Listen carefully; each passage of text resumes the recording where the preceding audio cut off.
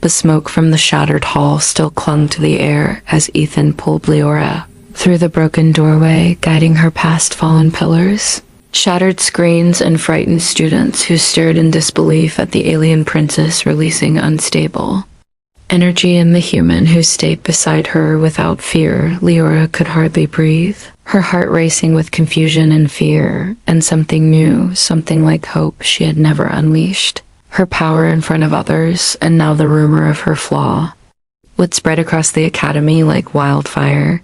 Ethan kept moving, pushing open a cracked maintenance hatch and leading her into a dim corridor that ran beneath. The main hall, you said. You knew they were after you, Ethan whispered while scanning the path. How long has this been happening? Liora lowered her head, her uneven glowing eye reflecting the faint emergency lights. Since I was a child, she said quietly. Rebels, enemies, rivals, they all say the unstable energy inside me is cursed, that it will one day break me and destroy others. Ethan shook his head, not accepting any of it. That energy saved our lives back. There, he said with firm calm. The flaw they fear is the power that will protect you. Liora felt a strange warmth in her chest at his words, but then the corridor shook. Violently, dust falling from the ceiling. They are breaching the lower wings, she whispered, her voice trembling. So we run faster, Ethan answered, pulling her forward. They turned a corner only to find two rebels already waiting with charged weapons aimed at them. Ethan pushed Liora behind him, instinctively, his arm raising his shield emitter, activating just in time to block the first blast. The impact forced him back, sliding across the floor.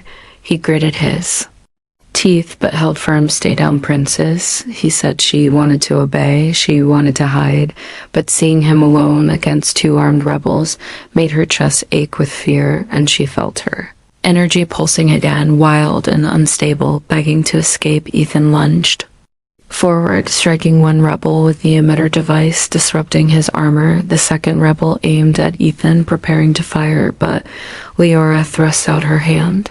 A bright, chaotic wave burst out, not controlled, not perfect, but strong enough to knock the rebel off his feet. The hallway fell silent. Ethan turned back to her, breathless but alive, and said with a tired smile, "Remind me not to stand in front of you when you get angry." She felt heat rise in her cheek. She had never heard teasing in a worm. Way before, not directed at her anyway. We need to reach the upper tower, Ethan said. The evacuation bay is there, and it will be safest for now. But Liora shook her head. No, they will expect that they want me alive for some political reason, and they will be waiting there. Ethan paused, studying her face. What do you suggest? Liora swallowed her fear and answered softly, there is a private exit behind the royal observation deck. Few people know of it. My mother used it during emergencies. Then that's where we go, Ethan said, and he gently grabbed her hand again, leading her through the dark, twisting corridor. Every step felt both terrifying and strangely comforting because Ethan never let go. He never pushed ahead without checking if she was close. He protected her even when she tried to hide her trembling. As they reached the lift shaft, Ethan examined the broken controls and side looks. Dad, hold on. He stepped through the open shaft and checked the ladder. Going up is risky, but doable. Can you climb? Liora hesitated. The scar on her temple pulsed. She was never good at climbing. Her hands often shook because of the unstable energy, but she nodded. Ethan climbed first, then looked down, offering his hand. Trust me, he said. She placed her hand in his and climbed slowly, carefully focusing on his voice, guiding her step by step. When she finally reached the top, he pulled her onto the platform with steady strength, but just before they could exit the shaft, the metal above them shook. Footsteps, heavy and fast, rebels they had followed. Ethan whispered, stay quiet. They pressed against the wall, holding their breaths as shadows passed overhead. Liora felt Ethan lower one hand slightly in front of her, as if to shield her even in silence. After the footsteps faded, Ethan exhaled and motioned her out of the shaft. They entered the observation deck. Its large windows, cracked from earlier explosions, stars flickered outside. Like cold silver eyes, the room was empty, but Liora felt something Was wrong? A chill ran down her spine. Too quiet, she whispered. Ethan took a cautious step forward, but a booming voice echoed from the shadows. Welcome, Princess Liora. We have waited a long time for you. They spun around and faced the rebel commander. A tall, armored figure with glowing blue seams and a metallic mask behind him stood 6 rebels' weapons. Raised. Ethan grabbed Liora, pulling her behind a pillar, but the commander laughed. Your protector cannot save you forever. Human, stand aside and we may let you live. Ethan did not answer. Instead, he extended his shield emitter again, standing firm between Liora and death. The commander stepped forward, spreading his arms. Dramatic and cruel. Princess, your flaw makes you valuable. You're unstable. Energy can power entire fleets once harnessed.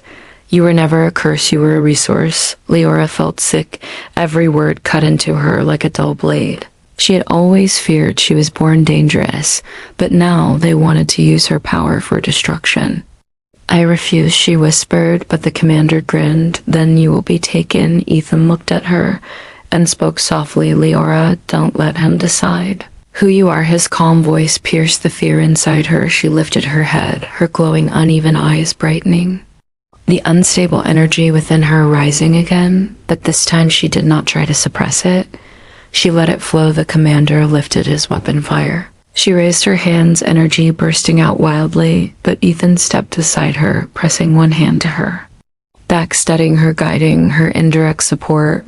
Her wild power surged forward, not uncontrolled, but focused enough to strike the floor beneath the rebels, sending them stumbling as the ground shook. Ethan rushed forward, tackling one rebel, grabbing his weapon and throwing him aside. Another rebel aimed at Liora, but she released a second pulse. This one smaller, but precise, knocking him out cold. The rebel commander roared in anger, rushing toward her with a raised blade, but Ethan intercepted him, blocking the strike with the stolen weapon. Their clash sent sparks flying. Ethan struggled against the commander's greater strength, but refused to fall. Liora saw the commander overpowering him, pushing him back toward the broken window. No, she cried, rushing toward them, her energy bursting, uncontrolled and explosive, hitting the commander directly. He staggered, and Ethan used the moment to kick him hard, sending him crashing into the window, which shattered under the force. The commander fell backward, disappearing into the darkness below. Silence followed. The remaining rebels looked at their fallen leader and fled without another word, disappearing into the smoke of the academy. Reinforcements finally burst into the deck, shouting, securing the area, but Liora saw only Ethan. He leaned against the wall, exhausted, breathing hard, his uniform torn, his arm burned. She rushed to him, grabbing his face with trembling hands. Are you hurt? Ethan chuckled softly. It will take more than that to stop me, Princess. She shook her head, tears in her eyes. You protected me. You risked everything for someone like me. He looked directly into her glowing eyes. Liora, not someone like you. You no one else. Then he added quietly, I am not just a student, Liora. I was sent by a human peace delegation assigned secretly to protect you because they believed your life mattered, but I accepted the mission because I read about you. I saw how you helped outcasts, how you defended weaker students. Even when they mocked you, I wanted to meet the girl who was treated as flawed, but still chose kindness. She stared at him, stunned, her chest tight, her heart thundering. Ethan continued, and now that I have met you, I know they were wrong to call you flawed. You're brilliant and brave and powerful. Liora felt something inside her break open, something soft and trembling. No one had ever spoken to her like this. No one had ever seen her like this. She whispered, Ethan, I am afraid of myself sometimes. He gently lifted her chin. Don't fear what makes you different. You've already saved us both today. The academy security escorted them toward a safe chamber, but Liora refused to release his hand, not after everything, not after what he had shown her. As they walked, she looked at the empty seat in her memory, where he had first sat beside her, when no one else stared, and she whispered, Thank you, Ethan Ward, for choosing me. He smiled softly. I did not choose you because you were a princess. I chose you because you deserve someone to sit beside you. They stepped through the final doorway, and Liora realized she was no longer Alone, no longer cursed, no longer unwanted, she was someone worth protecting, someone worth fighting for, and Ethan Ward, the human who saw her as more than her flaw, would stand beside her through whatever came next, even if the whole galaxy trembled around them. She looked up at him, her bright, uneven eyes glowing with new strength, and whispered together then, and Ethan smiled and answered together always. In the center row sits Princess Liora, an alien royal from the Star Empire of Elix. She looks different from others of her species. Her right eye glows brighter. A faint scar runs along her temple. Rumors say she is flawed, born wrong, and cursed. So no one sits near her. Many students whisper. A few even change seats, but then the human man enters Ethan Ward, a new engineering recruit. He sees the empty space beside the princess.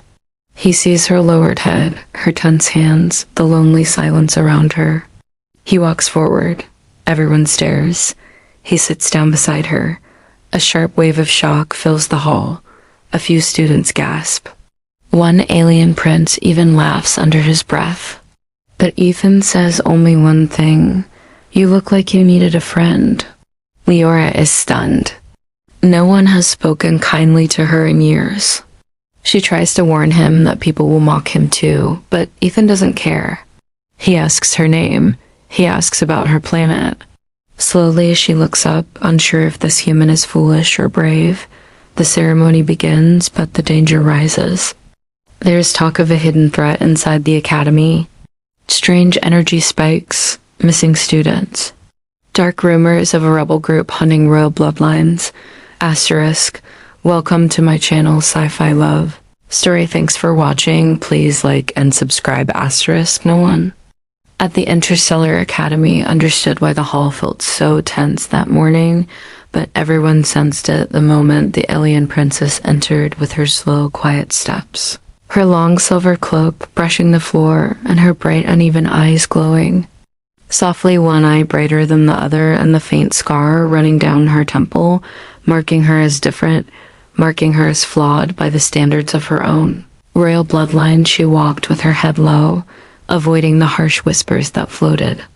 Around her, like dust in the air, whispers from alien students and human students alike, calling her cursed calling.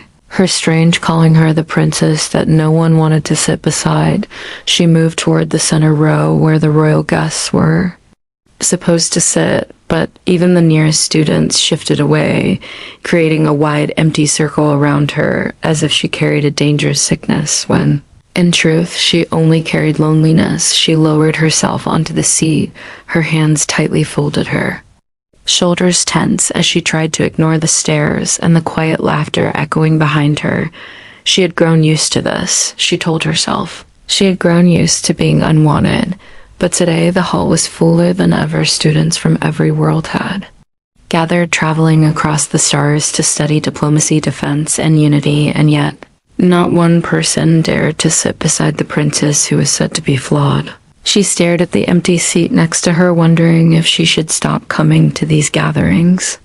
Maybe she should ask the council to place her in a private section at least. Then she would not be a living reminder of what others considered broken. But then the doors of the academy hall slid open and a new human entered. He was tall, calm, and carried himself with simple confidence. He wore the standard gray uniform of engineering students, but his eyes held something sharp, something observant, as if he saw more than normal people saw. His name was Ethan Ward, newly assigned and unfamiliar.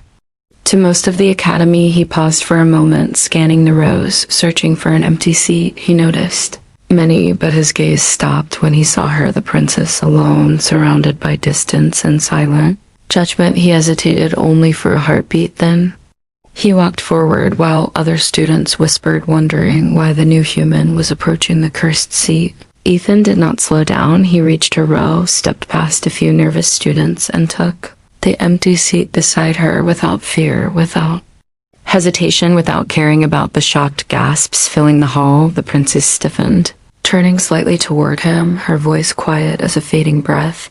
You should not sit here. Humans will mock you too, she said. He simply leaned closer enough. For her to hear him clearly and answered with gentle certainty, "You looked like you needed a friend," the words stunned her. She had heard insults, orders, commands, but never something so simple and warm, a friend, she repeated inside her mind as if trying to understand a language she had never spoken before. Why would anyone befriend a flawed princess? She wondered, but Ethan asked her name, asked about her planet, asked what she liked to study. He spoke to her as if she was ordinary, as if she was allowed to be ordinary. The ceremony began, yet the air in the hall grew heavier. Dark rumors had been spreading through the academy about unknown attackers, hidden sabotage attempts, and missing students. And while everyone listened to the speeches and introductions, Liora felt her heartbeat faster. Something was wrong, something was coming. She had sensed it for weeks, and now the pressure in her skull grew stronger. A faint pulse of energy flickered in her brighter eyes. She tried to hide it, bowing her head, but Ethan noticed everything. He had been trained to observe every detail. Though she did not know that yet. "You seem worried," he whispered. She shook her head, but a weak spark of unstable energy escaped her skin, and he saw it. Something like fear crossed her face. She whispered almost silently, "Someone is after me." Ethan locked his eyes on hers with sudden seriousness. "Why would someone be after you?" She did not answer, because the truth was dangerous, even to speak aloud. She had been born with a rare, unstable ability, a gift her people considered a flaw, a threat to their bloodline, a reason for rivals to hunt.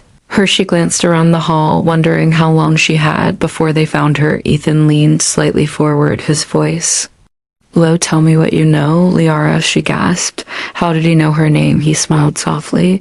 "I read the registry earlier. I like to know who I might be sitting beside," but she knew that was only part of the truth. Before she could answer, the lights in the hall flickered once, twice, and then snapped into darkness. Students murmured, confused. The academy alarms screamed, and a thunderous vibration shook the room, throwing students against seats and railings. Shadows moved in the corners of the hall, tall figures with armor that absorbed light, rebels hiding in plain sight. Until this moment, they had come for the Princess Liora. Froze fear, locking her breath in her chest. She whispered, "They found me." Ethan did not ask questions. He did not hesitate.